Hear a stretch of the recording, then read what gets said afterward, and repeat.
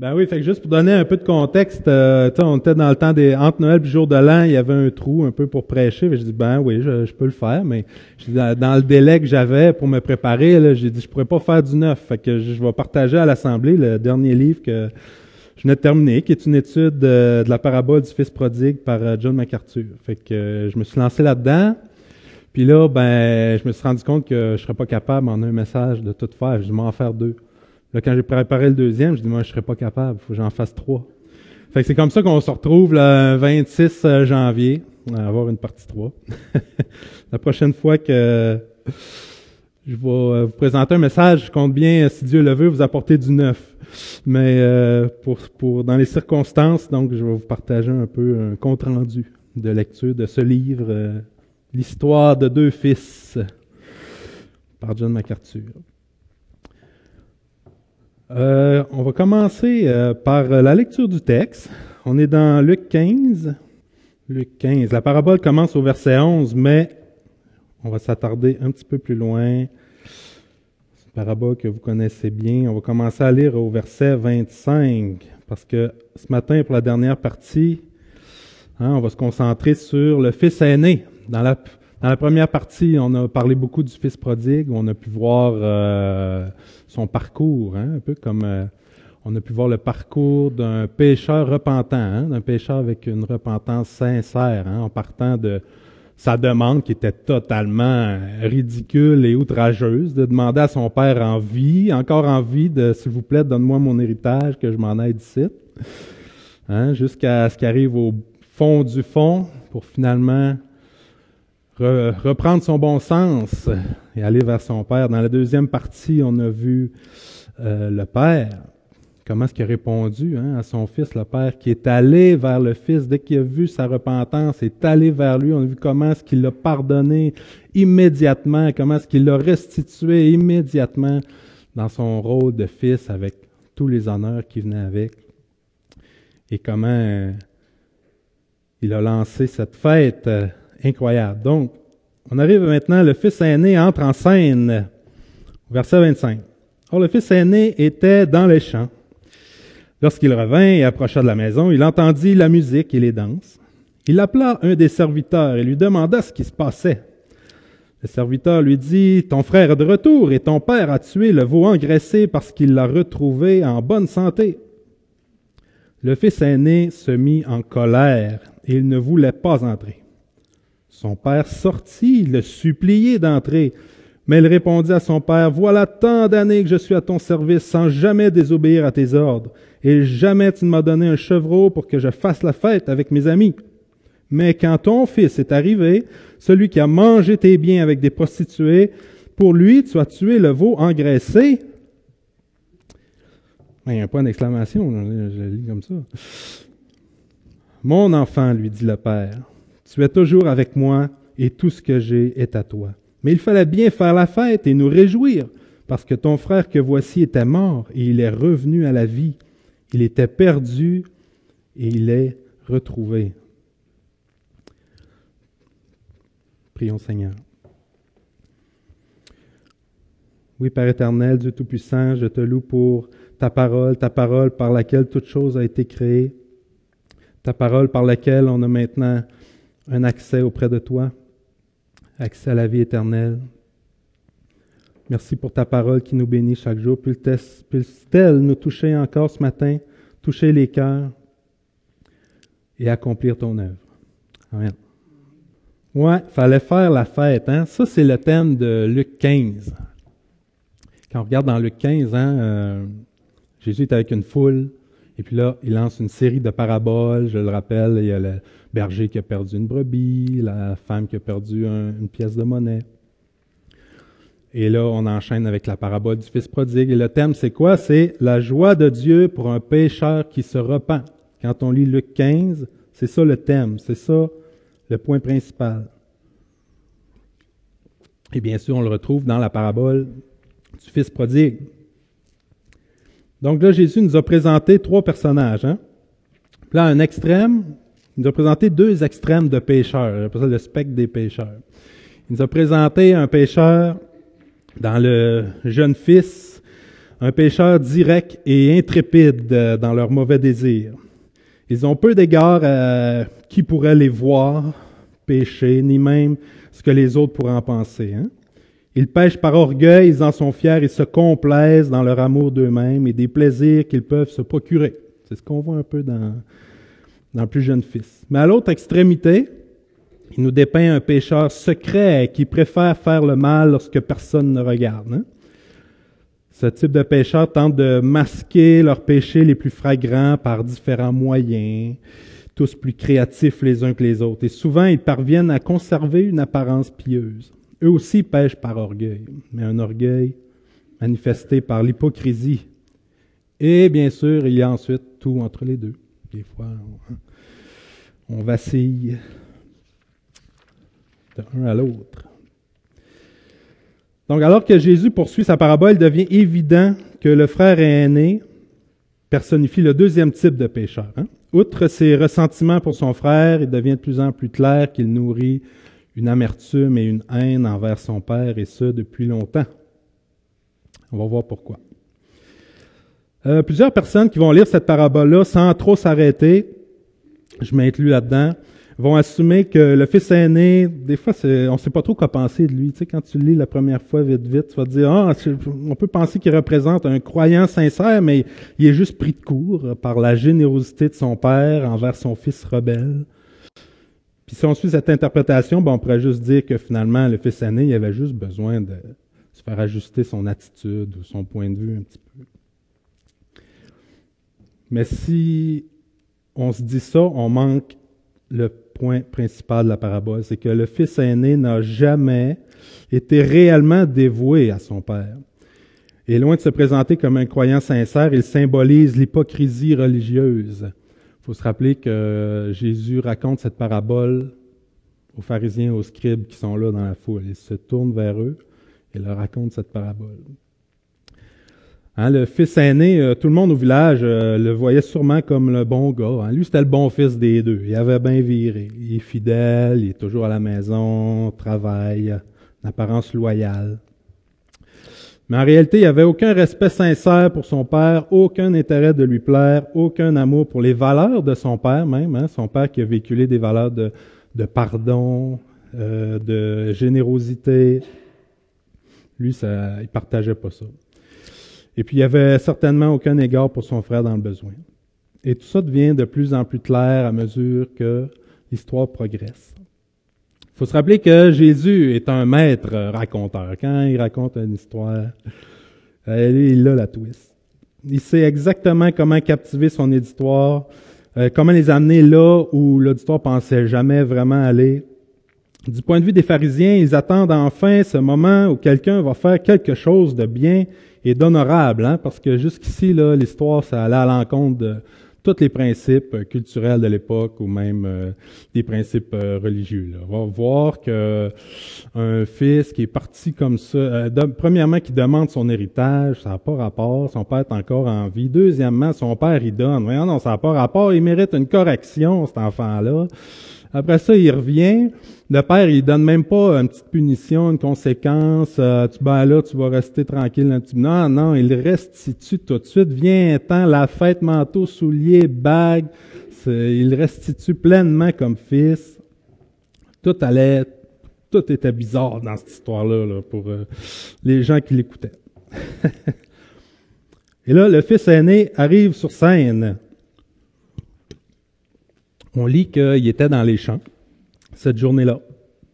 Bon, on peut imaginer, si on se transporte à l'époque, qu'il avait probablement la charge de superviser un groupe d'ouvriers qui faisaient le travail, pendant que lui donnait les ordres. Dans la culture de l'époque, c'est comme ça que ça se passait. Les fils des nobles seigneurs, tels que le père dans la parabole, ne se salissent habituellement pas les mains. Et puisque cet homme semble aussi concerné de préserver son honneur que les pharisiens, il est fort probable qu'il ne se soit jamais à donner une tâche qui ne soit pas digne de son rang. Mais dans tous les cas, il était dans les champs cette journée-là et il n'a aucune idée de ce qui vient d'arriver. La fête bat son plein quand il arrive. Il entend la musique, les danses au loin. N'importe qui reviendrait des champs entendrait le son de chants, de danse. sentirait l'odeur de la viande qui grille, il y a un méchoui, là, il y a quelque chose, là, tout le monde est dans la joie. Normalement, on se presserait d'aller y prendre part, ou du moins on s'approcherait avec curiosité, avec un grand sourire au visage. Hey, qu'est-ce qui se passe? Oui. Ben non.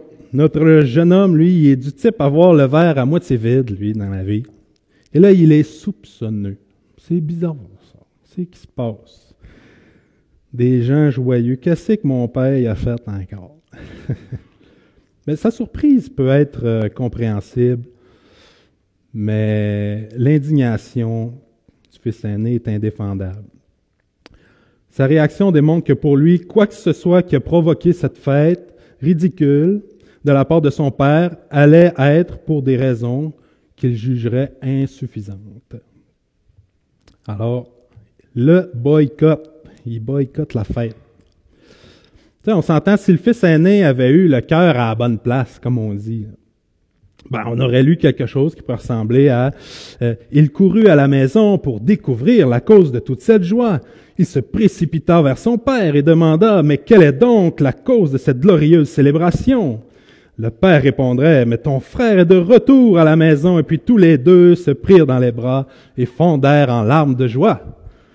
C'est ça qu'on aurait dû voir, me semble. Mais non. Le fils aîné s'arrête avant même d'être rendu à la maison.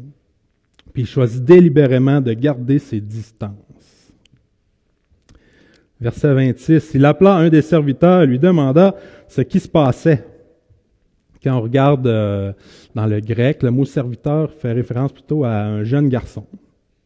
Donc, il faut imaginer, là, tout le village fait la fête, il faut imaginer le contexte culturel, là. Le père, un homme riche, il a une grosse entreprise, beaucoup de gens travaillent pour lui, il fait la fête, il a tué son veau gras, tout le monde est invité, là, on célèbre. Fait que, vous savez ce que c'est, les grands rassemblements, des fois familiaux, hein, les parents sont là, on fait la fête, pendant que les enfants, ben, tu sais, ça court en périphérie, ça vient chercher une petite assiette, il y a des enfants partout, ça court autour. Fait qu'on peut imaginer un peu ça, hein, le fils aîné est à l'extérieur de la fête, les adultes sont à la fête, qu'est-ce qui reste là un peu en dehors? Ben, tu sais, c'est les jeunes enfants, des serviteurs qui sont là. Alors, il arrête ce jeune garçon, puis là, il lui demande qu'est-ce qui se passe. Puis encore là, quand on regarde dans le grec, on voit que c'est comme une action répétée. Tu sais, il est énervé, il bombarde de questions, là. C'est un mitraillage, là. Qu'est-ce qui se passe? Pourquoi? Qu'est-ce qui se passe ici? Pourquoi j'ai pas été informé? Hein? Pourquoi on m'a pas consulté? On peut imaginer là une pétarade de questions. Là. Verset 27. Le serviteur lui dit, « Ton frère est de retour et ton père a tué le veau engraissé parce qu'il l'a retrouvé en bonne santé. » Donc ce jeune garçon, non seulement est en train de dire que son frère est de retour, mais qu'en plus, il est en bonne santé. Ça va bien. Son cœur aussi est changé. Puis il précise même que son père l'a accepté. Tu sais, il n'y a pas eu cette petite période de purgatoire que, me semble, ça aurait été normal. Non, il l'a accepté tout de suite. C'est pas le genre de nouvelle que le fils aîné espérait ou qu'il attendait. Puis sans même avoir pris le temps d'aller rencontrer son frère pour être témoin de sa transformation, ou sans même parler avec son père pour entendre ses explications, sans la moindre curiosité, il répond immédiatement par la colère. Et là, il refuse d'entrer, plutôt que d'aller se réjouir. Versets 29 et 30. Mais il répondit à son père, « Voilà tant d'années que je suis à ton service, sans jamais désobéir à tes ordres, et jamais tu ne m'as donné un chevreau, pour que je fasse la fête avec mes amis. Mais quand ton fils est arrivé, celui qui a mangé tes biens avec des prostituées, pour lui, tu as tué le veau engraissé. » À ce point-ci, là, on peut imaginer quand les pharisiens ont entendu cette réponse-là, là, du fils aîné, on dit « Oui, enfin! Voilà exactement la bonne attitude à avoir. C'est précisément comment devrait se sentir tout homme qui se respecte. Il a raison d'être outragé. Ça n'a pas de bon sens. Dans toute cette histoire, on a vu plein de déshonneurs, des gens qui apportent la honte tour à tour. C'est à peu près temps qu'il y en ait un dans cette histoire-là qui se lève là, puis qui amène un peu de bon sens dans ce fouillis. Là. Mais il ne faut pas se tromper sur les frustrations du fils aîné, hein, ne sont pas dirigées envers son frère, mais bien envers son père. Le fils aîné n'a aucun bon sentiment vraiment pour son jeune frère. On en a parlé en première partie, hein, comment est-ce qu'il était absent. Il n'a pas essayé de le raisonner, son jeune frère. Il n'a pas essayé de faire comprendre le bon sens. Non, c'est comme, ouais, peut-être ça faisait son affaire d'avoir sa part d'héritage lui aussi. Mais le fils aîné, ouais, lui, il en veut à son père. Non seulement son père a accepté le retour de son fils rebelle, mais il l'a même pas puni, il l'a même pas demandé de restitution, il a pleinement fait la paix avec lui. Pire encore, il est en train de dilapider les ressources de la famille, ses ressources à lui aussi, pour son frère. Le fils aîné n'a que faire de la joie de son père, il n'est pas non plus intéressé à joindre la célébration. Tout ce qui l'intéresse, ce sont ses droits, ses possessions. Il est animé par la même nombrilite contemplative que son jeune frère au début de l'histoire. Quand on commence l'histoire, on regarde le jeune frère, le fils prodigue, on dit, ben là, voyons donc. Ben, il pensait juste à lui, il regarde sa nombrilite contemplative, là, que j'appelle. Là. Il pensait pas aux conséquences. Tout ce qu'il pensait, c'est qu'est-ce qu'il a envie, lui, dans la vie. Moi j'ai envie, là, de partir, hein, puis donne-moi mon argent. J'ai des expériences à vivre, puis sans penser aux conséquences sur la famille ou sur lui-même. Bien, ici, on a la même chose. Le fils aîné est dans la même attitude. Il se soucie bien, pas en tout de son père, de son frère, de quoi que ce soit. Tout ce qu'il pense, c'est « oui, mais moi, là, moi, mes affaires ».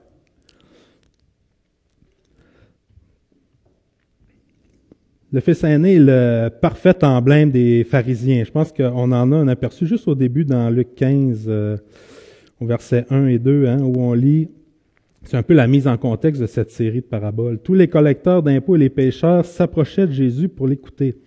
Mais les pharisiens, les spécialistes de la loi, murmuraient, disant, « Cet homme accueille des pécheurs et mange avec eux. » C'est un peu ça qu'on voit ici dans le fils aîné. Là. « Oh, mon père a accueilli mon frère rebelle, puis là, il fait la fête. Yish. » Le fils aîné est le parfait emblème des pharisiens. Il n'apprécie aucunement la grâce du Père, car il est convaincu que lui-même n'en a pas besoin, vraiment, en fait, de cette grâce-là. Il est convaincu, le fils aîné, qu'il a mérité l'approbation de son Père, hein, par ses actions, sans recourir à quelconque grâce ou miséricorde. Hein. Je n'ai pas besoin de la pitié de mon Père, là. Moi, j'ai fait des affaires, puis je mériterais, hein, un chevreau. D'un point de vue humain, bon, une telle réaction du fils aîné peut sembler comprenable. Mais en réalité, sa réaction est la preuve indéniable qu'il n'a aucun amour pour son père. Parce que s'il désirait vraiment honorer son père, ben, il y avait une belle occasion de le faire ici. Là. Il avait juste à joindre à la fête. Mais son entêtement à refuser de voir le point de vue de son père, son entêtement à se repentir de ses comportements égocentriques, sont ce qui rend sa rébellion encore pire que celle de son jeune frère. Et voilà exactement dans quel état spirituel étaient les pharisiens. On le voit dans Matthieu 23, 27. Vous connaissez ce passage où Jésus dit « Malheur à vous, spécialistes de la loi et pharisiens hypocrites, parce que vous ressemblez à des tombeaux blanchis qui paraissent beaux à l'extérieur et qui à l'intérieur sont pleins d'ossements de mort et de toutes sortes d'impuretés. » C'est ça qu'on a devant nous quand on regarde le fils aîné dans cette histoire. Donc, alors que Jésus poursuit l'histoire, les pharisiens commencent certainement à se reconnaître dans le fils aîné. Et toute la leçon que notre Seigneur Jésus a si soigneusement étalée devant eux s'apprête à devenir claire, même très claire. Et les pharisiens commencent peut-être même à voir venir. Là. C'est que ça s'en va.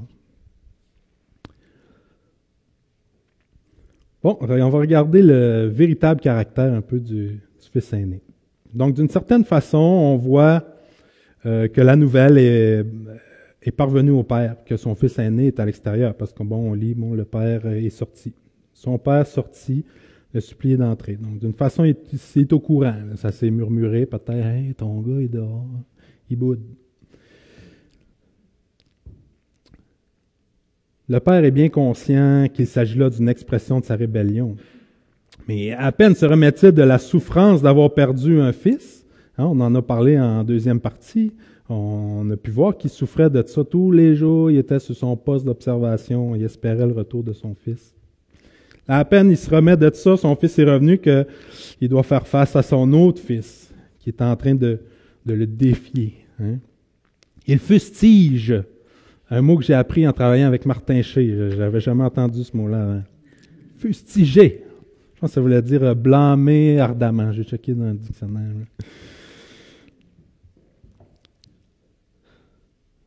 Dans cette culture-là, le père il avait tous les droits d'ordonner à son fils d'obéir puis de se rendre à la fête. Là. Il n'avait pas un mot à dire. Ou il aurait pu l'envoyer dans sa chambre. Va réfléchir. Allez te voir tantôt. Mais ce n'est pas la direction que le père veut prendre ici. Il choisit de plaider auprès de lui et d'ouvrir son cœur devant son fils rebelle. Ce simple fait devait aussi venir comme une surprise pour les auditeurs encore là, qui étaient là, qui entendaient ça, parce que dans cette culture-là, les pères n'argumentent pas. Vous pouvez imaginer. Là. C'est le patriarche. Il dit c'est ça, c'est ça. Ainsi, tout comme le père a pris les devants face au fils prodigue, hein, on l'a vu, il est allé vers lui. Ben là, ici encore, il va au devant face à son fils aîné. Ça, c'est une caractéristique importante à retenir. Surtout quand on se rappelle que le Père ici représente notre Seigneur Jésus. Cependant, la façon dont son fils aîné répond à son père est bien différente que son jeune frère. On sent un profond ressentiment dans sa réponse. C'est un ton clairement insultant. Verset 29. « Voilà tant d'années que je suis à ton service. » Bon. Puis ce qui est intéressant en anglais, c'est que le passage commence par « listen ». Fait que c'est comme si on disait, il avait commencé en disant « hey » ou « écoute là ». Hein? Oh, on l'a comme pas dans le français ce bout-là. Il dit « écoute là, ça fait tellement d'années que je travaille pour toi ». Fait que c'est un détail intéressant parce que quand on regarde son propre frère, alors qu'il était loin de la maison, au fond du fond, en train de garder les cochons, puis qu'il réfléchissait, ce serait quoi la meilleure façon que je pourrais aller m'adresser à mon père, ben le premier mot de sa plaidoirie, c'était « père », pas « hey ». Tu sais? Il disait « père ». Puis après, il poursuivait même avec humilité en disant « Père, j'ai péché ». Ça contraste avec « Hey, ça fait tellement longtemps que je travaille pour toi ». Ça contraste avec le fils fidèle et bon garçon. Hein? Puis en plus, quand on regarde, quand il dit « Tant d'années que je suis à ton service », encore là, quand on regarde dans le grec, on voit le mot « doulos » qui fait référence à l'esclavage. Fait « Hey, je travaille comme un esclave pour toi, là, depuis tant d'années. » Comme un esclave, hein? Nos enfants, Karine, des fois, ils nous la sortent. Hein? Ouais. On n'est pas payé pour faire la vaisselle. On est des esclaves. On dirait que c'est un peu le genre d'attitude là, qu'on a. Je travaille comme un esclave pour toi. Dans son esprit, servir son père était un esclavage. C'était forcé, dépourvu de joie. Et c'est cette absence de joie qui l'empêche de prendre part à la joie de son père. Voyez comment un hypocrite religieux, comment se voit un hypocrite religieux à l'ego surgonflé. Hein? Voilà tant d'années que je suis à ton service sans jamais désobéir à tes ordres. Ben ouais, c'est fort un petit peu, là. Sans jamais désobéir à tes ordres. Ça nous fait penser à un autre jeune homme dans la parole de Dieu qui dit « Qu'est-ce que je dois faire pour aller au ciel? » Jésus il dit « Obéis au commandement. » Ah oui, j'ai toujours obéi, moi, depuis ma tendre enfance. Que dois-je faire de plus? Hein? Le cœur d'un pécheur a une incroyable capacité à se tromper lui-même. Et on en a une démonstration aussi. On se finit par se faire... Et le fils aîné a fini par se faire croire qu'il était parfait. Mais il ne s'arrête pas là. En plus, il se compare à son père. Puis c'est comme s'il disait... moi, j'ai compris des affaires que toi, tu n'as même pas compris encore dans la vie. Hein? Quand il dit, dans sa réponse, là, « Jamais tu m'as donné un chevreau pour que je fasse la fête avec mes amis. » C'est un reproche, là. Il est en train de dire « T'aurais dû, hein? Je méritais ça. » Il se permet de faire des reproches à son père. D'une certaine façon, le fils aîné est en train de dire que non seulement il n'a rien fait de mal, mais que son père même devrait s'excuser ou demander pardon, comme si son père lui devait quelque chose. Hein, cette réponse n'est pas seulement une réaction là, impromptue parce qu'il était surpris, non, c'est le déversement de la réalité de son cœur. Ça sort là, dans cette situation-là. Toutes ces années-là, il avait l'air bien fin, bien bon, mais là, ça sort. Et là, on voit au verset 30 tout son ressentiment qu'il a pour son frère. Mais quand ton fils est arrivé, puis encore là, dans l'anglais, on lit « This son of yours ». En québécois, je dirais « Quand cette affaire-là de fils est arrivée ». C'est un peu ça qu'il dit, là. Cette affaire-là de fils arrive ici. Tu vois, il veut même pas l'appeler son frère. C'est celui qui a mangé tes biens avec des prostituées. Boum, une flèche à son père. Tire des flèches. Ting! Pourquoi? Parce que son frère a commis une multitude de péchés, mais de tous ceux qu'il a fait, il souligne hein, celui qui a passé du temps avec des prostituées, souligne le péché qui, selon la loi de Moïse, justifiait la mort. Il est en train de dire à son père que son frère, en fait, il devrait être mort, puis qu'honnêtement, ça ferait son affaire, si c'était le cas. Tu sais. Donc, dans le plaidoyer du fils aîné, on ne trouve pas le moindre regret. Il s'intéresse qu'à lui-même, ses désirs, son statut et son amour-propre. On peut penser que le père peut être quand même un peu surpris de la réaction là, de son fils. Après tout, ça faisait beaucoup d'années que son fils était plutôt du type passif-agressif, mais maintenant, non, il s'exprimait directement, ouvertement, froidement, avec colère. Et malgré cette attaque verbale, le père répond à son fils avec douceur et tendresse. Il lui dit « Mon enfant ». Ce sont ses premiers mots de sa réponse. « Mon enfant ». Ici, déjà, ça met un ton de compassion, de miséricorde, qui contraste avec son fils qui disait « Hey, écoute, là ». Le père savait que son fils était distant et malheureux, mais plutôt que lui faire la morale, il rassure son fils de son amour, de son affection, lui rappelle que tout ce qui est à lui, il lui appartient aussi. Le père désire avoir une relation sincère avec son fils, mais pour ça, il faut que le fils aîné veuille bien la saisir. Le père possédait tout ce qu'il fallait pour répondre à quelque besoin que ce soit de son fils. Il avait juste à le saisir. L'appel du Père semble être resté sans réponse. Et il tente donc un dernier et ultime effort au verset 32. Et ça nous rappelle bien le thème de tout Luc 15. Mais il fallait bien faire la fête et nous réjouir. Hein? On revient à la joie au ciel pour un pécheur qui se repent. Il fallait bien faire la fête parce que ton frère que voici était mort et il est revenu à la vie. Il était perdu, il était retrouvé. Hein? On a vu dans la première partie comment dans la culture, un fils rebelle comme ça était exclu de la famille. On le traitait comme mort. On faisait même une cérémonie funèbre avec toute la famille. Fils rebelle, coupé, on coupait les ponts. Il était comme mort. Et là, c'était comme s'il était carrément ressuscité. Mais il fallait bien. Pour le père, il était tout à fait approprié de faire la fête pour son fils qui était comme mort, qui est revenu à la vie. Il fallait bien se réjouir. C'est ce que le père ce que le père est en train de dire, dans le fond, dans son plaidoyer à son fils aîné, il est en train de dire, si tu viens, on va célébrer avec toi aussi, on va te célébrer, viens te réjouir avec nous, viens à la fête. Et boum, la parabole finit comme ça. Je sais pas, des fois, ça vous laisse, je sais pas, ça vous laisse sur votre faim, ça finit sec, c'est bizarre un peu.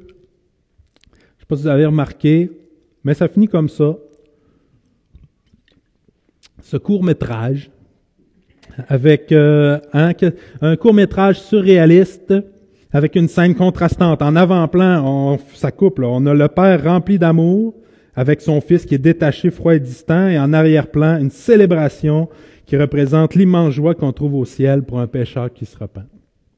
Chloup, on coupe ça là. Alors que tout le monde au village est réuni en cette fête en l'honneur du Père, ce dernier s'est volontairement écarté de la fête pour faire face aux remontrances de son Fils. Mais malgré tout, le Père, comme toujours, a répondu à ce dernier avec amour, grâce et miséricorde. Et maintenant, la balle est dans la cour du Fils aîné. Absolument. Comment devrait-il répondre? Bon, la parabole finit comme ça. On est en dehors de la fête. Il n'y a pas de résolution. Il n'y a pas une fin satisfaisante. Le plaidoyer du Père reste là, simplement dans les airs. Et on se laisse avec un appel à la repentance. Mais pourquoi? Jésus, c'est un maître raconteur. Pourquoi il est fini comme ça? C'est parce que c'est exactement ça qu'il voulait. C'est parce que, en fait, c'était son propre plaidoyer envers les pharisiens qui étaient devant lui. C'est son plaidoyer pour tous ceux qui croient sincèrement mériter la faveur de Dieu. Et si quelqu'un ici croit pouvoir aller au ciel par ses bonnes actions, ce plaidoyer s'adresse à vous aussi. La véritable fin de l'histoire, elle est choquante. Je vais vous la dire, là. La vraie fin. Là. Je me souviens, Karine, elle a lu le livre avant moi, tu sais, puis à un moment donné, j'entends bam, boum, voyons, je monte en haut, je dis qu'est-ce qui se passe? Karine, elle est tombée en bas de sa chaise. Ah, elle dit, je peux pas te dire, là, tu liras ça, c'est incroyable. Fait que là, moi, je lis le livre, à un moment donné, bam, boum, je tombe en bas de ma chaise. Elle dit, qu'est-ce qui se passe? Elle dit, je suis rendu au même bout que toi dans le livre. Ah. Bon, la parabole finit comme ça, hein? 32, deuxième partie. Ton frère qui était mort, revenu à la vie, il était perdu, il est retrouvé. Ça finit un peu sec. Jésus ne prononce plus un mot et quitte l'assemblée. On voit la suite, verset 16. Il se tourne plutôt vers ses disciples, puis là, il leur fait un enseignement au chapitre 16. Hein, Jésus a raconté cette parabole-là, c'était comme un crescendo, là, pour ceux qui sont musiciens. Là, c'est quelque chose qui va en amplitude, toujours, phrase par phrase. Il bâtit une histoire, bing, bang, surprenante, choquante pour son auditoire, et finalement, boum, il se retire, laisse dans les airs la tension non résolue entre le Père et son Fils aîné. Jésus tourne les talons, continue son chemin. Bon, les gens ils ont dû se questionner. Voyons, ben oui, mais qu'est-ce qui est arrivé? Qu'est-ce que le Fils aîné a répondu? Comment ça se finit, cette histoire-là? Les pharisiens auraient sûrement voulu connaître la fin de l'histoire. Après tout, à ce point-ci, ils devaient bien avoir compris que Jésus parlait d'eux lorsqu'il parlait du Fils aîné. Jésus voulait que ceux qui entendent l'histoire s'en rendent compte. Il voulait laisser la fin ouverte afin de permettre à ses auditeurs de réfléchir, de peser les divers éléments de l'histoire, de s'examiner eux-mêmes. Les pharisiens à qui Jésus adressait cette parabole avaient bien besoin de faire cet exercice. Jésus appelait les pharisiens à mettre de côté leur fierté, leur orgueil, leur auto-justification pour se réconcilier avec Dieu, et particulièrement avec le salut tel que voulu par Dieu. C'est quelque chose qui avait de la difficulté, là, de croire que Dieu pardonnait immédiatement, instantanément, qu'il restituait immédiatement les perdus comme enfants de Dieu. Pour eux, il devait avoir un cheminement, là, cette espèce de purgatoire, des rites. Le même principe s'applique à tous aujourd'hui et aussi à nous. Que l'on soit un pécheur flagrant, un pécheur en cachette ou quoi que ce soit entre les deux, tous ceux qui entendent cette histoire doivent écrire leur propre fin et répondre à la bonté de Dieu envers les pécheurs. Ceux qui ont compris et connu la grâce de Dieu en Jésus-Christ écriraient probablement une fin comme celle-ci. Alors le fils aîné tomba sur ses genoux devant son père et dit « Pardon d'avoir été amer, pardon pour mon cœur dépourvu d'amour et toutes ces années d'hypocrisie, pour ma fierté mal placée et pour m'être cru au-dessus de toi. Pardonne-moi, Père, reçois-moi aussi comme ton véritable fils, et que j'aille à la fête à tes côtés. » Le père prit son fils premier-né dans ses bras, le bécotta, on l'a vu dans la deuxième partie, comment est-ce qu'il a bécoté son fils prodigue. Fait que je l'imagine le bécoter en versant des larmes de joie et de gratitude, et l'emmenant à l'intérieur, l'assit à ses côtés avec son frère, tous deux sur des sièges d'honneur. Ils se réjouirent tous ensemble dans une joie encore plus forte. Et cette nuit-là allait rester marquée dans les mémoires pour toujours. Ce serait la fin parfaite, n'est-ce pas? Mais on ne peut pas écrire la fin pour personne. On ne l'écrit que pour nous-mêmes. Les scribes et les pharisiens aussi ont écrit la fin de leur histoire et elle ne ressemble pas du tout à ça. Le plaidoyer final du Père tendre et doux envers son fils aîné, comme je vous disais, était le plaidoyer que Jésus adressait à l'instant même aux pharisiens. Et si les pharisiens avaient demandé à Jésus, « Oui, mais c'est quoi la fin de l'histoire? » Jésus les aurait probablement regardés en disant, « Ben, ça, c'est à vous de me le dire. C'est à vous de me le dire. » Voyez-vous un petit peu où j'en viens? C'est qu'aujourd'hui, en 2025, on sait comment les pharisiens ont écrit la fin de l'histoire. Et c'est pas une fin heureuse. En fait, c'est une fin encore plus choquante que tout ce qu'on a lu jusqu'ici dans la parabole. Ils l'ont tué. Puisque le père de la parabole représente Jésus et le fils aîné représente l'élitisme religieux de l'époque, on peut dire que les scribes et les pharisiens ont donc écrit eux-mêmes la fin de l'histoire et elle va un peu comme suit. Le fils aîné, débordant de rage envers son père, prit un bout de bois et le battit à mort, et ce, devant tous les gens réunis. Ça, c'est la vraie fin de l'histoire. J'avais dit que c'était surprenant, choquant. Avez-vous remarqué que Luc ne rapporte rien en ce qui concerne une quelconque question ou quelconque réponse de la part des pharisiens sur cette parabole? Ils comprenaient très bien que la parabole s'adressait à eux et les plaçait dans la honte. Ils n'ont posé aucune question, demandé aucune explication supplémentaire. La raison est qu'ils comprenaient parfaitement l'attitude du fils aîné. Ses réactions faisaient plein de sens pour eux. Ils n'ont peut-être même pas bien compris, en fait, pourquoi l'histoire finissait comme ça. Parce que de leur point de vue, l'histoire aurait dû se terminer par la repentance du père. Ben oui, le fils, il dit « Hey, papa, là, nanana. » Puis là, le père, il aurait dû s'excuser. Dans leur scénario, le père aurait compris les arguments du fils aîné et se serait excusé publiquement envers celui-ci. Il aurait ensuite humilié son fils prodigue et idéalement chassé loin du patrimoine familial. Mais les pharisiens comprenaient bien que Jésus n'allait pas finir l'histoire comme ça. Alors ils se taisent. Du moins, ils ne disent rien que l'Esprit a cru bon de nous révéler dans Luc. Si ça, c'est la fin du premier film, il y a un deuxième film. Une suite glorieuse. Et c'est un peu une ironie divine. Alors que les scribes et les pharisiens ont écrit la pire fin possible de cette histoire, Dieu a écrit la plus belle suite. La plus belle des suites. Acte 2, 22, on lit « Israélites, écoutez ces paroles. Dieu vous a désigné Jésus de Nazareth en accomplissant par lui au milieu de vous des miracles, des prodiges et des signes, comme vous le savez vous-même. Cet homme vous a été livré suivant le projet défini et la prescience de Dieu. Vous l'avez arrêté, vous l'avez fait mourir sur une croix par l'intermédiaire d'hommes impies. Mais Dieu a brisé les liens de la mort. Il l'a ressuscité parce qu'il n'était pas possible qu'elle le retienne. La mort et la résurrection de Jésus ont accompli pour nous ce qu'aucun rituel religieux ne peut accomplir. Par Jésus seul, par son sang, il peut nous rendre parfaits comme Dieu lui-même est parfait.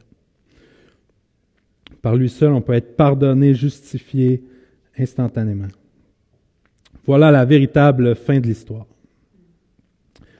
Cette invitation à prendre part à la plus grande des célébrations de tous les temps tient encore aujourd'hui. Et elle s'adresse à cet instant à vous tous qui écoutez. Ça n'a aucune importance que vous soyez un pécheur au grand jour, ou un pécheur en cachette, ou entre les deux. Si vous menez votre vie sans Dieu, coupé de lui, Jésus vous empresse lui-même de reconnaître votre culpabilité, reconnaître votre incapacité à vous rendre juste et recevoir votre Père céleste et vous réconcilier avec lui. Ce qui me ramène à 2 Corinthiens 5:20, que je vous ai lu l'autre fois, mais je vous le relis. Nous sommes donc des ambassadeurs pour Christ, comme si Dieu adressait par nous son appel. Nous supplions au nom de Christ, soyez réconciliés avec Dieu. C'est ce que proclament tous les chrétiens. Et maintenant, que la fête commence. Amen. Prions. Oui, Seigneur, tu es vraiment un Dieu extraordinaire qui va bien au-delà de toutes nos pensées, nos raisonnements. Tu es un Dieu tout-puissant, omniscient. Et dans ton plan, Seigneur, tu as prévu une voie merveilleuse pour nous conduire à toi. Par ton Fils, qui n'est pas resté mort à la croix, mais qui est ressuscité malgré tout ce qu'on a pu lui faire dans son passage sur terre, malgré le cœur dur des hommes qui l'ont reçu, qui l'ont condamné à mort. Seigneur, tu l'as ressuscité. Et merci pour ça. Merci pour cette voie, pour ce chemin d'accès que tu nous donnes auprès de toi. Et Seigneur, on ne peut pas te cacher que oui, on veut répondre à l'appel et on veut participer à cette fête. On veut se joindre à la fête, à la joie du Père. On veut y participer, y prendre part. On ne peut pas rester à l'écart, à fustiger. Et Seigneur, puisses-tu toucher les cœurs? Si on est encore ici, je me dis toujours, c'est parce que ton œuvre n'est pas finie. Tu as encore des cœurs à toucher, des gens à sauver. Puisses-tu nous utiliser, qu'on puisse proclamer à tous, soyez réconciliés avec Dieu. Amen.